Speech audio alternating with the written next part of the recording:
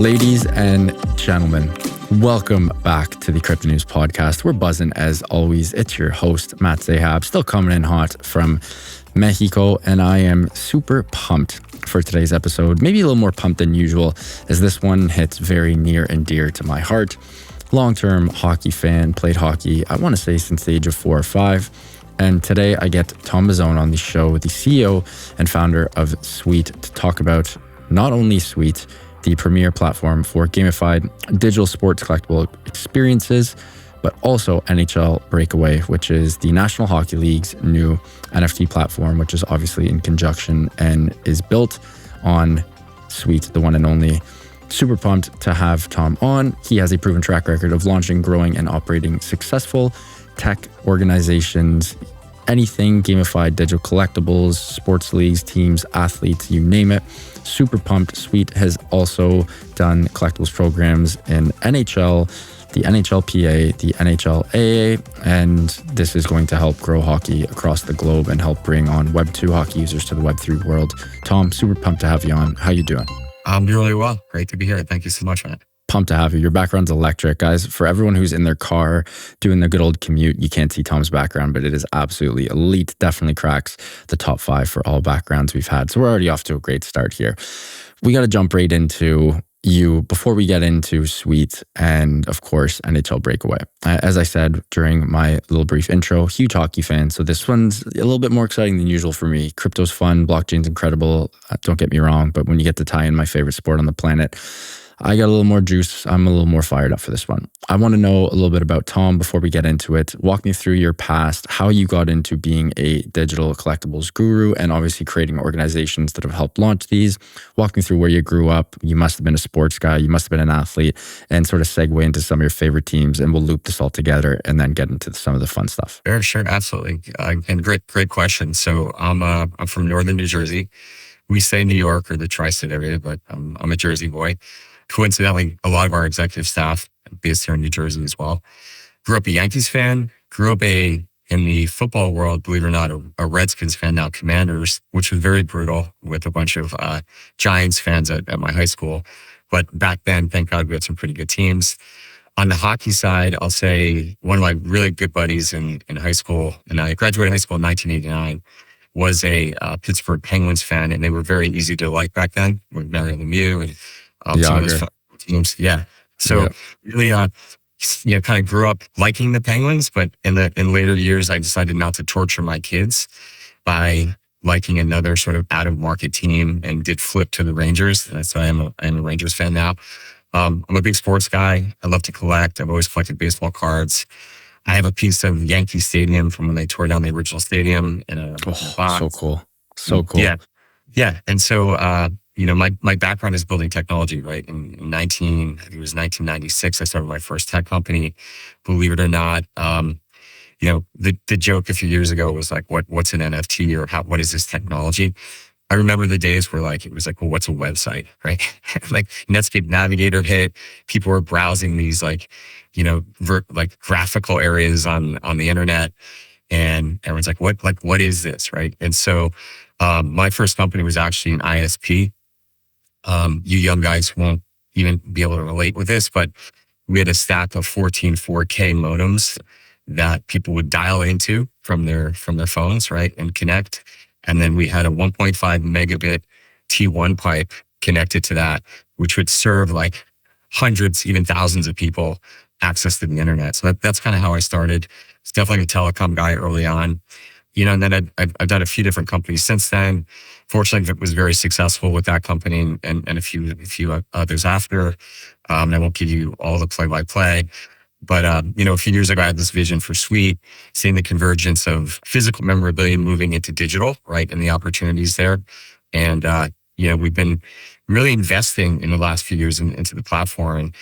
And, as we get into it, you're going to probably see we've taken a little bit of a contrarian or different approach to the space, right? And I think that set us up in a very different way as we're now launching like league level programs. I love that. Thanks for the little intro there. Let's jump right into NHL Breakaway. And before we do, I have a bit of a funny story for you. Back in 2021, very early, end of January, early Feb 2021, NBA Top Shot is en route to hitting critical mass and absolute just crazy velocity. Obviously, big hockey fan, as I mentioned. It is probably the league that I follow the closest. And I've always been a basketball guy as well. Love all sports.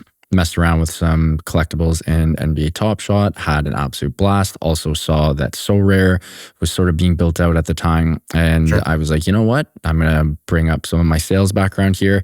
I'm going to fire off a bunch of cold emails. So I went onto hunter.io and I scraped, also my assistant and I scraped, I want to say about 100 emails from the NHL. And we fired off a bunch of emails. I drafted up a cold email and the title was something along the likes of, when are you guys going to jump on the NFT collectible bandwagon? That didn't work. Then changed up a bunch of different titles, changed up the copy. I ended up getting response from the whole team. I'm not going to name drop other names because it would be just not the right thing to do for them. But the one big name is Bill Daly. So we had a bunch of conversations with Bill Daly and the whole team and all of the other SVPs and directors at the NHL, and they didn't want to do it. And imagine if they were doing what you guys are doing back 2 years ago and could have caught on that absolute craziness. That would have been bananas. Again, you guys are still tearing it up and doing a great job right now, but would have been cool to see. So when this opportunity came on to have you on, I was like, damn, we got to do this. And just so you know, I think we beat out something like 70 companies to win this deal. NHL. Yeah, it was very competitive. The tender was massive, huge. Yeah. They brought a phenomenal consultant, guy named Shelley Palmer, who was sort of like the technical guru, vetting companies. And one quick funny story: when we finally did win the deal, I have a great relationship with Shelley. He's a good guy, but he was crawling all over us. And when we finally did win the deal, we presented down in DC to all the club presidents. Gary Bettman, everybody was there, and Shelley was right next to me. And I was like, Shelley, like, we're finally on the same team. This is great. And I made a joke to the entire organization there that Shelley had done a colonoscopy level review of our technology. So to the credit of the NHL, sometimes not jumping in right on the hype, but really kind of stepping back and saying, what can we learn? How do we do it right? 100%. We're advocates for the fans, right? And it doesn't sort of feel like something that's not authentic and a little bit of a cash grab. And I think that's really part of what attracted them to our technology, right? We're all about fan first gamification, creating new experiences for hockey fans in a way that's never been done before. And, my gut is if they had just done a knee-jerk jump in, they could have some issues right now in terms of like how things are structured, right? As we're seeing with some of the other platforms. So anyway, 100%. This is my No, it's very well said. And the biggest, and one of the parts I'd love for you to discuss on is the IP, because that was, at least back when I was having the conversations with them 2 years ago, almost 3 years ago now, crazy to think, it was really IP related was one of the biggest things. Because like if you go on your guys' website, well, NHL, Breakaway, which obviously is in conjunction with you guys, you're getting actual game clips owned by the NHL and the NHLPA. Like this isn't like, oh, you're pulling shit from YouTube that isn't, legal and that isn't copyrighted and trademarked, blah, blah, blah. You're getting the creme de la creme, the real stuff. And that's one of the biggest things where it's like, how do we let the user have access to this NFT? What kind of things can they do with it? Can they profit? Can they not? There's tons of stipulations. I'd love if you could walk us through some of the conversations that you had with the NHL, the NHLPA, all the directors, the owners of the teams, because they just must have some bananas questions, especially under the assumption that not a whole lot of them fully understand what NFTs are. Yeah, no, I think that's right? Like, I think number one, it starts with the content, right? At the end of the day, like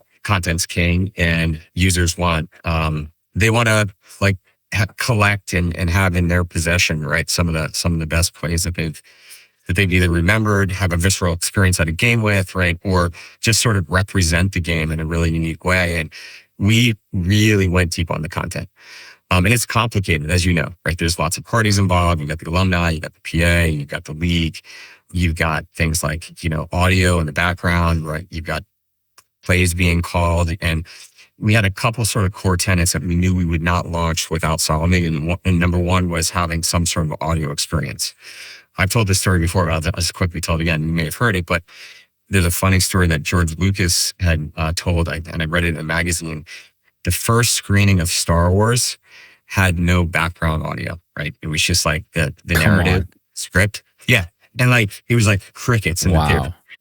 And then, we all know what happened, right? Like the audio came in, did the second screening, people were crying, cheering. It was like, and so we knew that without the audio, right, it would be a very sort of like mundane and maybe uninspiring experience. And so such a good point. put in the cycles, and to the credit of the league, right, and the PA and the alumni, we really put in the cycles to say, okay, we're committed to getting a visceral like audio experience here. And when you see some of the highlights that we curate, right, and we put into this program, you get angles that you've never seen before, because we're kind of pulling all kinds of footage. We're kind of cutting it up in really, really creative ways. And the sounds of the game, right? The ice, the skates, slap, like It's everything. Like your hair stands up on the back of your neck when you see this stuff, right? And then, and then even going deeper on how we curate, right? So, one of the biggest problems I have in sort of like Web3 or the NFT world is like a false narrative around rarity, right? It's like, oh, like let's put a Willy Wonka collectible or highlight like in this particular, I don't care if it's a generative series or release, but it's got no meaning other than the fact that there's just a few of them. Yes. Right. So how do you curate things and make sure that like there's a calibration with the actual meaning to the game, right? And so things like really understanding the impact that the moment has or the highlight has. How did it affect the game? How did it affect the series? How did it affect the particular team, right? And making sure that that's aligned with the rarity, right? And it's aligned with kind of like the number that are created. And fans really appreciate that, because I have to tell you, like, nobody knows their sport more than hockey fans, right? Like they are just really into it, and they know every significance of every play and what it means. And if you can calibrate that well and really kind of like stick to that narrative of, okay, this is a particular highlight that meant this, and here's how it should sort of score in the broader ecosystem. That's a very important part of what we do and what we do with the NHL every single day. I love the point you just brought up, Tom. How the heck do you guys do that? And again, you guys have done an incredible job so far, but like, what happens when we start going back to some of the crazy highlights, like the Teemu Selanne breaking the rookie goal record, chucking the glove in the air and shooting it, or or Sid's first goal, or Gretzky's point record, or Ovi's on the ground behind the back stick goal? Like, how do you decide how many of these are we going to put out? How do you decide what angles to use? Like, walk me through that workflow behind the scenes with you and the team, the NHL, the NHLPA. How do you guys make it from idea to execution? Yeah, it's a great question. And like, the idea of leveling up every possible aspect of the platform, right, is something that our team is extremely committed to. So, and content was no different, right? So we're going to get into a little bit later, right, how the platform itself is just a completely different approach to collectibles. But if you just stay on the content theme, right, leveling it up and creating like a really powerful, visceral experience takes a lot of operational work. Okay. Yeah. Number one, it's with knowledge, right? So we have how, right? Who's better at helping curate and think through sets. We have a phenomenal product team that really know the sport like extremely well, right? And so it starts with, okay, what are things that we want to collect or have our fans collect? How do we put them into thematic sets? How do you match those thematic sets to what the NHL wants to talk about for the next year, right? What are some of the key events? What are key events that are happening with the teams, right? And so all that kind of goes into the sort of the ingredients that we start to mix, and then some themes start to emerge, and then from there, like there's a very specific and detailed operational workflow that we have with the league, where we curate, we pick things that we think are going to be really, really sought after and interesting from a collector's perspective, making sure that there's relevance, right, to the overall sport. It then goes to the NHL. They sort of at a very high level approve it. Then they have to pull the clips, right? They have to pull all the different angles of those clips. Yeah. And the league has built a team really just for NHL Breakaway to do that at a very, very high level. And there's some back and forth, right? Sometimes we unfortunately have to throw a play on the floor. It's like, okay, we can't use this one.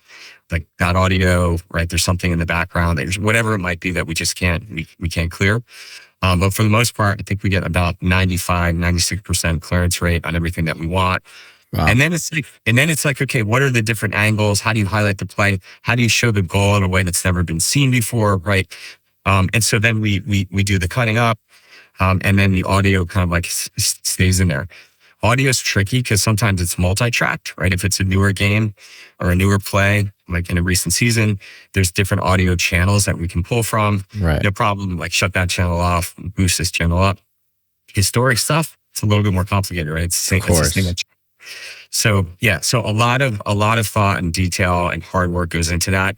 But we are like a well-oiled machine, right? In the ways that we get content selected, NHL sort of approves, comes back, the PA gets involved in that chain, right? And also the alumni to the extent there's a historic player. And then eventually like it comes to our production team. And I'm sure you've opened some of these packs. Yep. The pack itself is an incredible experience, right? How you open the pack. We came up with this concept of a double reveal, right? So you don't just like block of ice and see what you got. Nope, you break open the block of ice and then you see these cool circulating pucks, right? And those pucks give you a little hint, ooh, this could be something rare. And then you do a reveal of each puck. But then once you do that reveal, even the operational and production work that has gone into that, right? It opens up like a sandwich, right? And you see like, the name of the player, like the game that you're about to see, and then it kind of morphs into the actual play. And so really, really committed to making that a very, very like important and fun part of the experience, right? Because that's ultimately like that's what's in your wallet, right? That's what you're collecting. So a lot of work. Hopefully I've given you a little flavor of the amount of work that goes into it. Quick question on the rarity point. Because this is something that, again, I'm, whenever I'm doing prep for a show, I obviously lurk Twitter. It's just sort of the HQ of anything crypto related. People are always asking, like, what's the algorithm behind the rarity? I guess I'd love to throw that ball in your court. What exactly is, and I'm sure you can't give me the whole sauce, but give me as much as you can. How does the algo for the rarity come to play? Yeah, that's a good question. And let me just back up for 1 second. I'll tell you one thing that we are really committed to as a company is not moving the goalposts, right? For our collectors and for the NHL fans that have come in. And, as a product guy, I'm a product minded CEO, right? Yeah. I love to build products. The number one thing you do before you launch anything is you talk to the customers, right? You get feedback. You want to understand. And you'll notice we launched with a founding fan cohort, right? A group of like passionate users who can help think through and like steer and have a sense of ownership of like what Breakaway ultimately was to become, right? And one of the things that we heard consistently that was a big frustration point was the moving of the goalpost, right? So it's like, cool, I collected this 2 years ago. It was a core, and core at that point in time meant this, okay? But because the program got a lot of users or for whatever reason, or maybe somebody got greedy, right? Core now means this. And, we are committed, like we call it a covenant with the fans and a covenant with the collectors, that you can be assured if you go to our site right now, go to NHLBreakaway.com, scroll down, look at the counts on each rarity tier, that will never be compromised. And that is the number one thing that a fan should know, right? Yeah. That you can count on core being core. We're not going to say, hey, now we can mint next year 20,000 core highlights for a given edition. We're just not getting into that. And that was a very, very big frustration point that we heard with the users that we talked to that had gotten involved in other programs.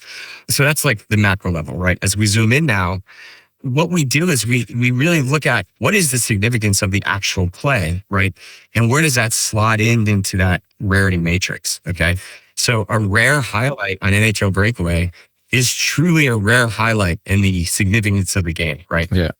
Doesn't grow on trees. Yeah. So that could be someone's first goal, right? Yeah. An epic highlight is an epic milestone, right? So what is something that a player did that broke a record, right? And so all that gets calibrated, and it's very, very important, because that's the integrity of like keeping what you're collecting sort of in alignment with, what you remember about the sport. Okay. Yeah. And that's what I was talking about earlier, that I don't like what I see sometimes. Right. And a lot of this happens, by the way, more in like non-officially licensed, of course, collectibles, right? Where it's like, cool, like let's make up a cartoon character. Let's come up with a story, right? Let's come up with long-term narrative. And then, we're going to call these guys rare, right? Or we're going to call these guys like epic just because that's the trait we picked, right? So we're not doing that here. An epic highlight on NHL Breakaway is an epic play, right? And it has epic significance in the sport of hockey.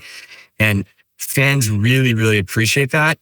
And particularly like when you get to the actual hockey fan, okay? There's Web3 collectors, there's all kinds of people that get into these programs. but the hockey fan really appreciates it because they're like, yeah, this is what Epic should be, and this is what it should be. So that's our philosophy. I love that. Another thing I'd love to get into is the future of NHL Breakaway, the future utility. One of the biggest differences between traditional sports collectibles like cards and the futuristic present day sort of collectibles, like digital collectibles, more specifically ones built on the blockchain, the immutability, the potentiality for different types of future utility, which really does move the needle. It makes it very sexy. It makes it just fun, and it allows you to dream, which is very almost rare and candidly sort of impossible for traditional collectible methods like figures or cards. If you have a Babe Ruth rookie card, sweet, you're sitting on a couple mil, but like you can't really do a whole lot with it. Maybe you can take out a loan, you can show it off, put it in a museum, but you can't really do a whole lot. With NHL Breakaway, you have incredible clips that can definitely be used for a lot of different things. What do you guys have cooking up right now, and what are you going to allow fans to do in the future for ones they own, ones they don't own? What kind of alpha can you give us here, Tom? The reason I entered this space was really seeing the value that digital can bring to the memorabilia and collectible world, right? Things like, number one, you can argue that it's easier to track authenticity, right? Like we've all purchased memorabilia from like, I don't know, Steiner Sports or something like that. It comes with a little hologram. You're like, is it the real baseball? Like, I hope so. Like, I hope somebody did their job, right? But the idea that you can use the blockchain to tie prominence right back to, okay, this is actually issued by the National Hockey League, right? That's one. And I'll get into the future stuff, but just to kind of hit on some of like the reasons why I'm so passionate about this space, right? Storage issues, right? I mentioned talking to the users before we launched. Another big theme that we heard was there's a lot of these other platforms, even in the digital world, don't give the utility of display, right? They don't make that an easy thing to do. And the one quote that I remember that stuck with me, one gentleman said, I feel like the things that I own are locked in a digital box in the equivalent of my digital attic, right? Like no one knows I own any stuff. And one gentleman said, he got an infinite objects frame and put one of his like highlights on his desk. And he was like, he was a guidance counselor at a school. And everybody came in and was like, this is the coolest thing I've ever seen. Like, what is this? How do I get into it? Right. So leaning into like the fact that they're digital, you could have virtual trophy cases, display, right? How many calls have we been on where people like have loaded their back wall, all their favorite stuff, right? Signed jerseys, memorabilia from the sports world. Like, but you're limited in real estate, right? And so we're doing a lot on virtual trophy cases, virtual display. The ability that you could say, hey, I'm the biggest and baddest collector. I love this team. I love goalies. I love saves. And you can share that with the world, right? That really breaks open, like at the point you were making, like some of the limitations, right, that you have with physical collectibles, which is really cool. So we're a big fan of it. And then the idea that you can kind of create consumer touch points in a much cleaner way, right? Like you don't have to go to the comic book convention. Like maybe those are fun, right? So I'm not knocking that, but the idea is that like we can meet up and we can do a trade, right? So Sweet's invested in technology that really kind of, I think pushes the boundaries of what you can do with this stuff. And I'm going to get into like specifics with Breakaway, but I'll just back up for 1 second. When this whole world was like really hot a few years ago, and it's like, Saturday Night Live's doing like skits on NFTs, right? Yeah. And do you remember the day you woke up and every single contact you had on LinkedIn was now like a Web3 NFT expert? It's like, okay, I've known that guy for a long time. I didn't think he was in Web3, he was an NFT guy, right? But like that whole wave hit, okay? And everybody was super enthusiastic about it. And everybody was building marketplaces, drops in marketplace. We said, okay, let's resist that temptation and let's invest in technology that sort of breaks down some of the core fundamental barriers of mass adoption. For example, easy onboarding, a simple wallet. Many people don't know this, but we launched with Burger King very early on in this world, right? An NFT collection experience on the side of meal boxes, 6 million meal boxes with QR codes, gamified, put in completion sets. People were winning like Whoppers for a year. Like, I'm not kidding, right? So you go buy a meal box, scan a QR and get a digital game piece, right? How cool is that? No one thought that could be done. And if you Google that, like the press was like all over it. They're like, oh my gosh, like here's a brand finally like thinking where this could go, right? Not like, hey, let's just do a drop for an auction on a marketplace. So that's where Sweet really kind of, I think, steered right when everyone was steering left. We're like, let's invest. Let's build broad scale technology. How do you engage millions of fans? How do you create like incredible campaigns? We did another program with Dave and Buster's. I don't know if you know that store. It's a restaurant arcade where you can literally go to the wing counter with, your ticket and get a collectible, like a digital collectible. No one thought that could be done either, right? And so these are the things that I really like about the technology. And frankly, like this is what attracted the NHL to Sweet, was that we were saying, okay, how do you engage millions and millions of users into this ecosystem? How do you create really fun experiences? So some of the things you'll see that we've done on Breakaway was leaning into the public display. Everyone has a public profile, right? We've got some really cool things that are going to be developed around that already in the works. Leaning into a trading system. We launched before the marketplace, we launched the ability to trade with other users. So I can get my Connor McDavid and say, okay, I'm going to put this out on the trading block and I want a very specific highlight back this specific number. That'll go to a single user.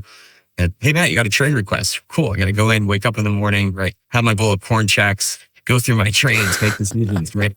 Or I can put a broadcast trade out. Hey, I want to try to complete this set or complete this game with an NHL Breakaway. I don't really care which edition number I get back. I just want to get all the highlights that I need, right, to complete this set. That was launched with glowing reviews. I'm going to see if I can find so here's a tweet. Like this is very recent too, right?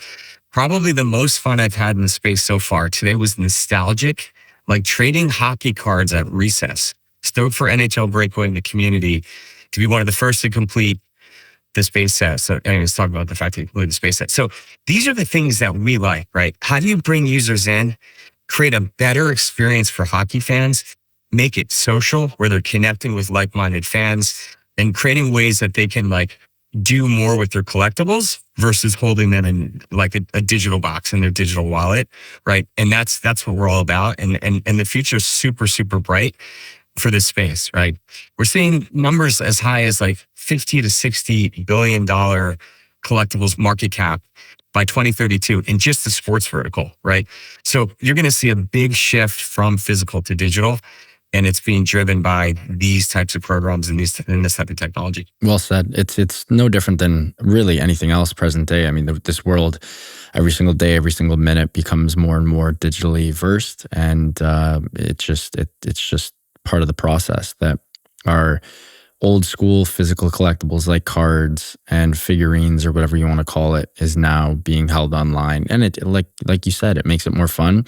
Kids nowadays, it's not like when you and I were at school and we're, slinging hockey cards and playing games in the schoolyard. Now little kids are on their phone, they're playing Fortnite, they're playing Roblox, right? They're playing Minecraft. So can't wait for the future of this. But before we get into the next part here, Tom, we got to give a huge shout out to our sponsor of the show, Prime XBT. And when we get back, we are going to keep buzzing on the future of sports collectibles and why digital collectibles will bring Web3 mainstream.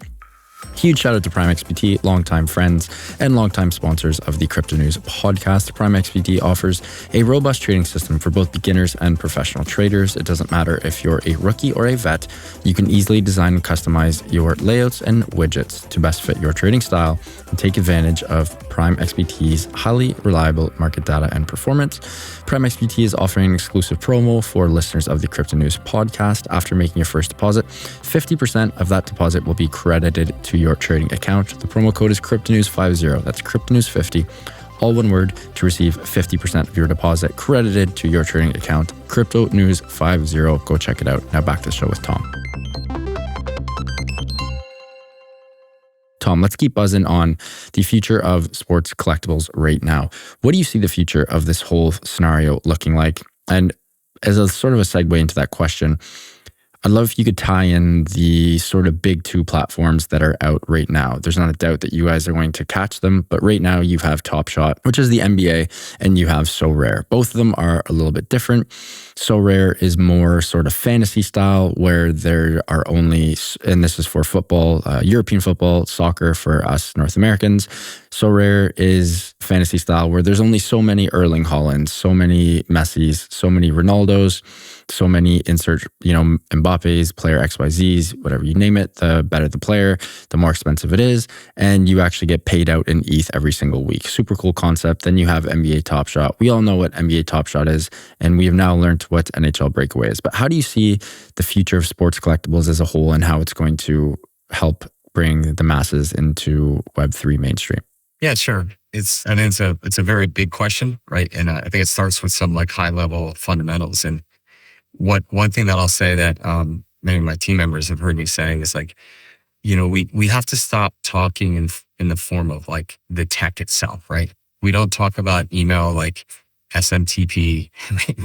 we don't talk about file transfer, FTP. So true. Right? I was never a fan of like this big NFT narrative and explosion, right?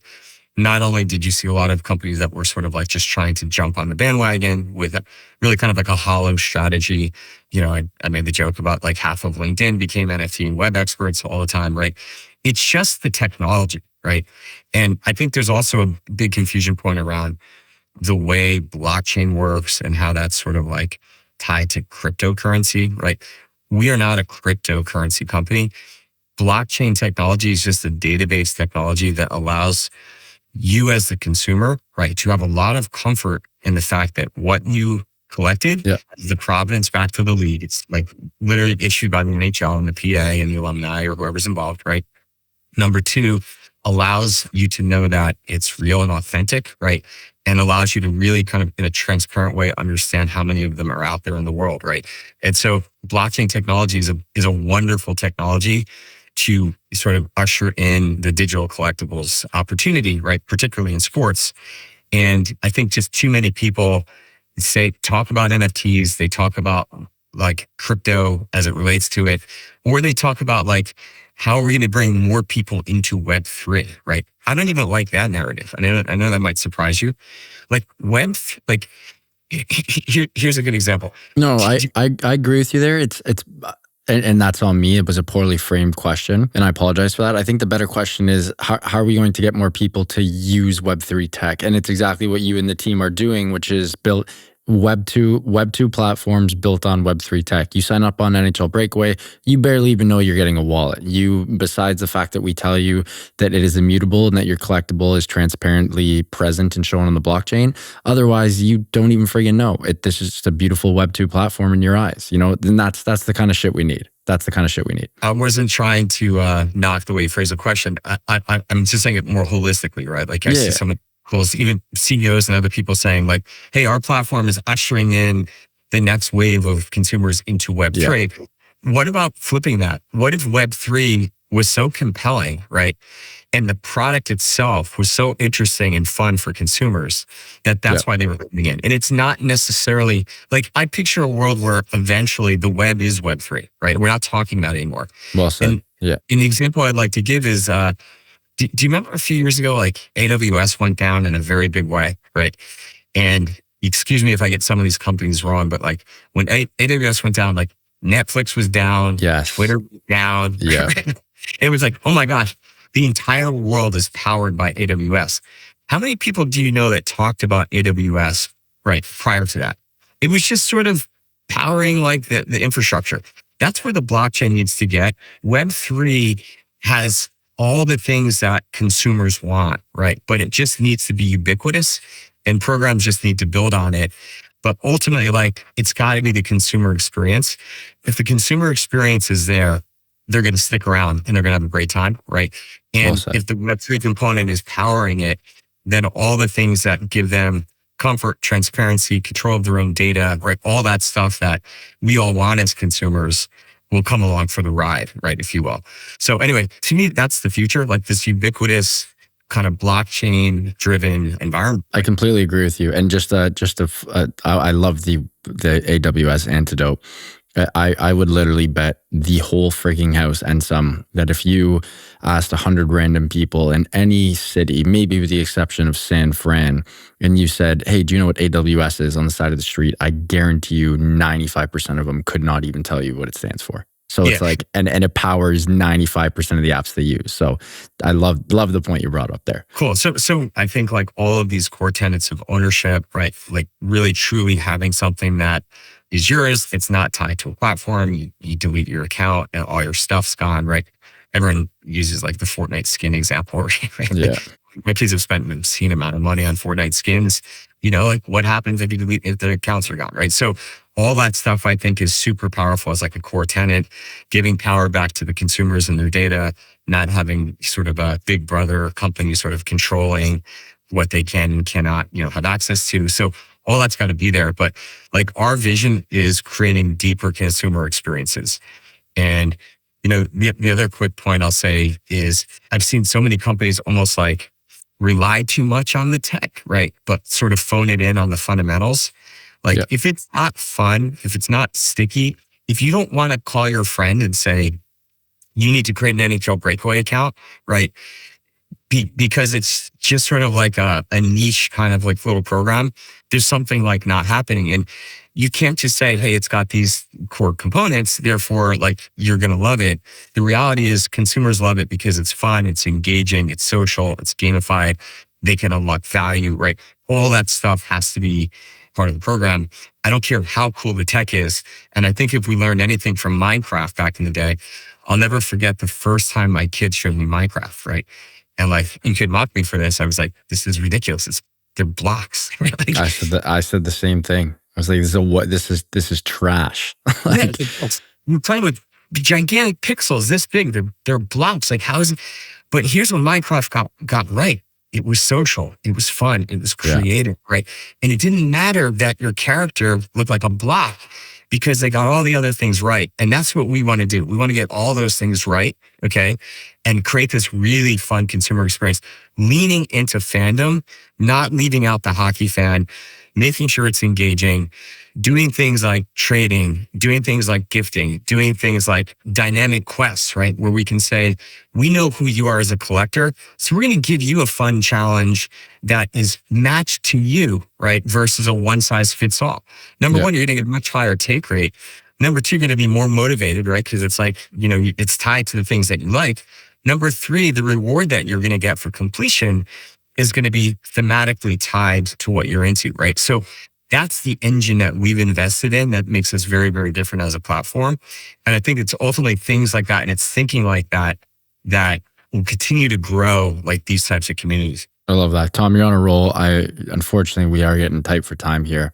I wish we had more time because I feel like you and I could be buzzing on this for a hot minute. But we will have to have you on for round two very, very shortly. Just a very, very quickly conclude, walk me through just a couple of the features on NHL Breakaway, the trade lounge, the freezing packs. I know you discussed those, but anything coming out in the near future that you can drop on the Crypto News pod before we let you go today? Yeah, sure. So obviously you've seen set completion trade lounge, you've seen things like gifting, you've seen broadcast trades, pinpoint trades, or like edition for edition trades. I'll tell you the next big thing that's imminent is the marketplace, which you're gonna find really, really interesting. So that's coming very, very soon for fans. So the ability for the first time to sell, to keep a balance within the ecosystem that can be used across the ecosystem. And then we've got you're gonna see a lot more details coming out on all those core features over the next, call it 30 to 60 days. So lots coming. I wish I could share more, but I think you're gonna find it extremely compelling when it launches. I love it. Tom, thanks again for coming on. Before you go, can you please let our listeners know where they can find you, NHL Breakaway, and Sweet online and on socials? Sure. So Sweet is just sweet.io, and you'll see all the social links on the bottom. Most of them are at Sweet. And then we've got NHLBreakaway.com, which is the main, sort of entry point into the NHL system. It's a common login, by the way. So the Sweet account sort of spans all the ecosystems that we power. And then all the socials are on the bottom there as well. We've got Discord, very vibrant community. Love our founding fans and the community on Discord. Give us so much valuable information. Super passionate. But yeah, we'd love for you guys to jump in and see what this is all about. Love it. Folks, what an episode with Tom Mizzone, CEO and founder of Sweet, also powering the one and only NHL Breakaway. As always, I will include all the links and show notes in the podcast platforms, all podcast platforms. If you guys enjoyed this one, I hope you did, please do subscribe. It would mean the world to my team and I. Speaking of the team, love you guys. Thank you so much for everything. Eustace, my amazing sound editor, you are the man. And back to the listeners, love you guys. Keep on growing those bags and keep on staying healthy, wealthy, and happy. Bye for now, and we'll talk soon.